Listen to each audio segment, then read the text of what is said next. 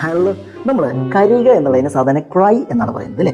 എന്നാൽ എല്ലാ ജീവജാലങ്ങളും കരയുന്നതിന് നമ്മൾ ഇംഗ്ലീഷിൽ ക്രൈ എന്നല്ല പറയുന്നത്. ഉദാഹരണത്തിന് പട്ടിയുടെ കരച്ചിൽ, അതിന് നമ്മൾ ബാർക്ക് എന്നാണ് പറയുന്നത്. പട്ടിയുടെ കുര എന്നാണ് നമ്മൾ പറയുന്നത് അല്ലേ, ബാർക്ക്. അതുപോലെ തന്നെ ചെന്നായ, കുറുക്കൻ ഇതുപോലുള്ള ജീവികളൊക്കെ ആണെങ്കിൽ അവർ കുരയ്ക്കല്ല ചെയ്യുന്നത്, അവർ മൂങ്ങുകയാണ് ചെയ്യുക അല്ലെ, അതിന് ഹോൾ എന്നാണ് പറയുന്നത്. ഹോൾ, മൂങ്ങുകയാണെങ്കിൽ ഹോൾ എന്നാണ് പറയുന്നത്. ഇനി അതുപോലെ തന്നെ മൂങ്ങ എന്ന് പറയുന്ന ജീവി അതിങ്ങനെ നീട്ടി മൂളും അല്ലെ, നല്ല മൂലായിരിക്കും, അതിന് നമ്മൾ കൾ എന്നാണ് പറയുന്നത്. ഇനി അതുപോലെ തന്നെ കഴുതയുടെ കരച്ചിൽ, അത് പ്രത്യേകതരം സൗണ്ടാണ്. കഴുതയുടെ കരച്ചിൽ എന്ന് പറയുന്നത് അത് നമ്മൾ ബോയ് എന്നാണ് പറയുന്നത്. കഴുതയുടെ കരച്ചിന് ബോയ് എന്നാണ് പറയുന്നത്. അതുപോലെ തന്നെ റേഡിയോയിലും മറ്റും സമയം പറയുന്നതിന് മുമ്പായിട്ടൊരു ബീപ്പ് സൗണ്ട് ഇങ്ങനെ കേൾക്കാൻ പറ്റും അല്ലേ, അതിന് നമ്മൾ പിപ്പ് എന്നാണ് പറയുന്നത്. നമ്മുടെ മൊബൈലിൽ അലാറം വെക്കുമ്പോഴും ആ സൗണ്ട് കാണാറുണ്ട്, പിപ്പ് എന്നാണ് അതിന് പറയുന്നത്. അലമുറയിടുക, ചീറുക, അങ്ങനെയൊക്കെയാണെങ്കിൽ സ്ക്രീം എന്നാണ് പറയുന്നത്. ഇനി ഫൈനലി ഒരു സിംഹം, പുലി, കടുവ, ഈ ജീവജാലങ്ങളൊക്കെ കരയുന്നതിന് കരയുക എന്നല്ല പറയാം, അലറുക, ഗർജനം എന്നൊക്കെയാണ് നമ്മൾ പറയുന്നത്. അതിന് റോൾ എന്നാണ് പറയുന്നത്. എ ലയൺസ് റോറിംഗ്, സിംഹഗർജനം, സിംഹനാദം എന്നൊക്കെ പറയാം. ഓക്കെ.